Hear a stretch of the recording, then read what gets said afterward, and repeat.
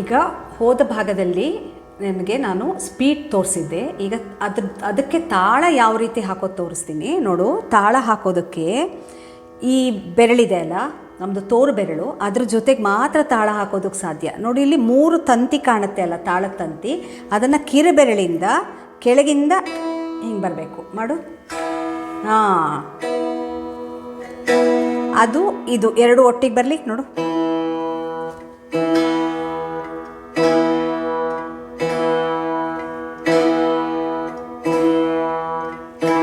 ಇದು ಬರಬೇಕು, ಗೊತ್ತಾಯ್ತಾ? ಇದು ಯಾವ ರೀತಿ ಅಂತಂದರೆ ನೋಡು, 1ನೇದು 5ನೇದು 7ನೇದು ಈ 3 ಅಕ್ಷರಕ್ಕೆ ತಾಳ ಬರುತ್ತೆ ಸರಳಿ ವರಸೆಯಲ್ಲಿ. 1ನೇ ಕೌಂಟಿಗೆ, 5ನೇ ಕೌಂಟಿಗೆ, 7ನೇ ಕೌಂಟಿಗೆ. ಆಯಿತಾ? ನೋಡು, ಸ ರಿ ಗ ಮ 4 ಆಯಿತಾ. 5ನೇದು ಪ ಧ 5 6 ಪ ಧ ಆಯಿತಾ. ನೀ ಸ ಆ ನೀಗೆ ಬಂತು, ಅದು 7ನೇದು. ವಾಪಸ್ ಬರ್ತಾ ಸಾ ನೀ ಧ ಪ 4 ಆಯಿತಾ. ಮಾಗ 5 6 ಸ.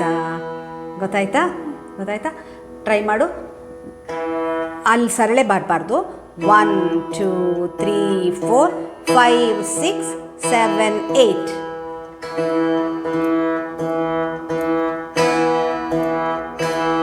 ರಿಪೀಟ್. 1 2 3 4 5 6 7 8. ಇದು ಕೌಂಟಿಂಗ್. ಗೊತ್ತಾಯ್ತಾ? ತಾಳ ಎಲ್ಲೆಲ್ಲಿ ಬರಬೇಕು ಗೊತ್ತಾಯ್ತಲ್ಲ. ಆ ಕೌಂಟಲ್ಲಿ ನೀನು ಆ ಬೇಸಿಸಲ್ಲೇ ತಾಳ ಹೋಗಬೇಕು. ಸ ರಿ ಗ ಮ ಪ ಧ ನೀ ಸ ರಿ ಗ ಮ ಪ ಧ ನೀ ಸ ಸಾ ನೀ ಧ ಪ ಮ ಗ ರೇ ಸ. ಇದು 1ನೇ ಕಾಲ. ಈಗ ನುಡಿಸ್ತಾ ಮಾಡೋಣ. ಸ ರಿ ಗ ಮ ಪ ಧ ನೀ ಸ ಸಾ ನೀ ಧ ಪ ಮ ಗ ರೇ ಸ. ಗೊತ್ತಾಯ್ತಾ? ಈಗ 2 ಅಕ್ಷರನ 1 ಕೌಂಟ್ ಅಂತ ತಗೊಂಡಾಗ ನಾವು ಸ ರಿ ಗ ಮ 2 ಕೌಂಟ್ ಆಯಿತಾ. ಪ ಧ ನೀ ಸ 4 ಆಯಿತು. ಸರಿ 1, ಗಮ 1, ಪದ 1, ನಿಸ 1, 4 ಕೌಂಟ್ ಆಯಿತು. ಸೊ ಅದಷ್ಟಕ್ಕೆ ಸೇರಿ ನೀವು ಒಂದೇ ತಾಳ ಹಾಕ್ತೀಯ. ಸ ರಿ ಗ ಮ ಪ ಧ ನೀ ಸ.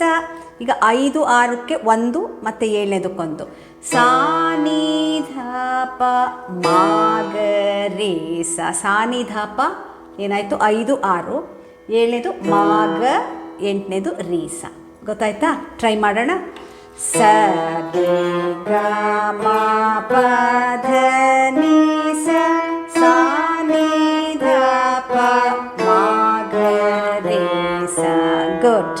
ಗೊತ್ತಾಯ್ತಲ್ಲ? ಆ ಕೌಂಟಿಂಗ್ ಗೊತ್ತಾಗಿದೆ. ಈಗ ಇನ್ನೊಂದು ಸಲ ಬರೋಣ. 2ನೇ ಕಾಲ. ಸ ರಿ ಗ ಮ ಪ ಧ ನೀ ಸ ಸಾ ನೀ ಧ ಪ ಮ ಗ ರೇ ಸ. ಅದೇ ರೀತಿ 1 5 7 ಹೋಗೋದಿದ್ರೆ 4 4 ಕೌಂಟಿಗೆ ಒಂದೊಂದು ಅಕ್ಷರ ಅಂತ ತಗೊಂಡ್ರೆ ಸರಿ ಗ ಮ ಪದ ನಿ ಸ ಸಾ ನಿ ದ ಪ ಮ ಗ ರೇ ಸ. ಇಷ್ಟಕ್ಕೂ ಸೇರಿ 4 ಕೌಂಟ್ ಆಯಿತು. ಹೌದಾ? 4 4 ಕೌಂಟಿಗೆ 1 ಅಕ್ಷರ ಅಂತ ತಗೊಂಡಾಗ ನಾವು 1 ಕೌಂಟಿಗೆ 4 ಅಕ್ಷರ, ಸಾರಿ 1 ಕೌಂಟಿಗೆ 4 ಅಕ್ಷರ ತಗೊಂಡಾಗ 4 ಕೌಂಟ್ ಆಗೋವರೆಗೂ ನಾವು ತಾಳ ಹಾಕಲ್ಲ, ಸ್ಟಾರ್ಟಿಂಗ್ ಹಾಕಿದ್ರೆ. ಸೊ ಸರಿ ಗ ಮ ಪದ ನಿ ಸ ಸಾ ನಿ ದ ಪ ಮ ಗ ರೇ ಸ. ಇಷ್ಟಕ್ಕೆ 1 ತಾಳ ಹಾಕ್ತೀವಿ. ನೆಕ್ಸ್ಟು 5ನೇ ಕೌಂಟಿಗೆ ಸರಿ ಗ ಮ ಪದ ನಿ ಸ 5ನೇದು 6ನೇದು ಆಯ್ತಲ್ಲಿ, ಅಲ್ಲಿ ಸರಿ ಗಮಗೆ ಹಾಕಿರ್ತೀಯ ಆಯಿತಾ. ಪದ ನಿಸಾಗೆ ಇರಲ್ಲ, ಯಾಕೆಂದರೆ ಅದು 6ನೇ ಕೌಂಟು. ವಾಪಸ್ 7ನೇದು ಅಂದರೆ ಸಾ ನಿ ದ ಪ ಅಲ್ಲಿಗೆ ಬರುತ್ತೆ, ಮಾಗರಿಸಾಗಿರಲ್ಲ. ಐಡಿಯಾ ಸಿಗ್ತಾ? ಫುಲ್ ಸರಿಗಮ ಪದ ನಿಸ ಸಾ ನಿ ದ ಪ ಮಗರಿಸ ಒಂದು ಸಲ ಬರೋವರೆಗೂ ಒಂದೇ ತಾಳ ಇರುತ್ತೆ, ಯಾಕೆಂದರೆ ಕೌಂಟ್ ಅದು 4 ಇರುತ್ತೆ. ಸ್ಟಾರ್ಟ್ ಮಾಡೋಣ. ಸರಿ ಗ ಮ ಪದ ನಿ ಸ ಸಾ ನಿ ದ ಪ ಮಗರಿಸ.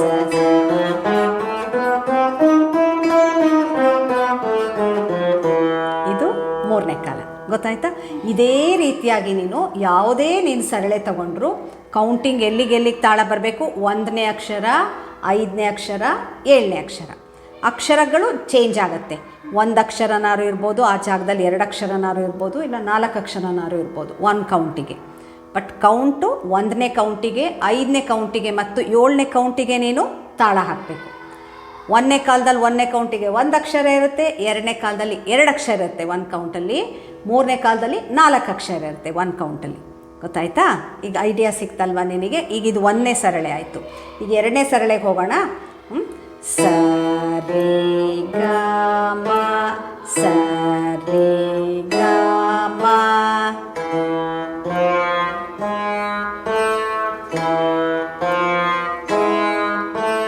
ಸ ರೇ ಗ ಮ ಪ ಧ ni sa,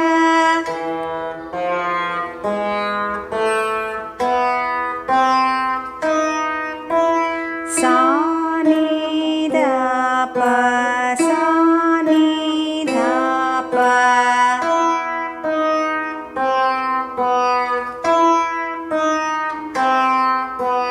sa ni da pa ma ga re sa.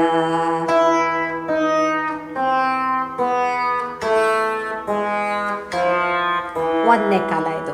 ಎರಡನೇ ಕಾಲದಲ್ಲಿ ಸ ರೇ ಗ ಮ, ಸ ರೇ ಗ ಮ,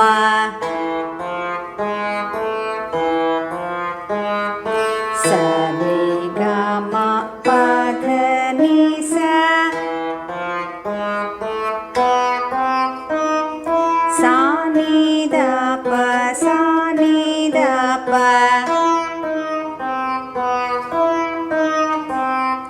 sa ni da pa ma ga re sa.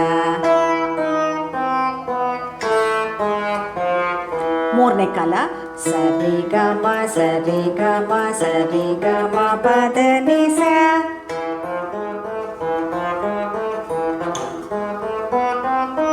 sa ni da pa, sa ni da pa, sa ni da pa ma ga re sa.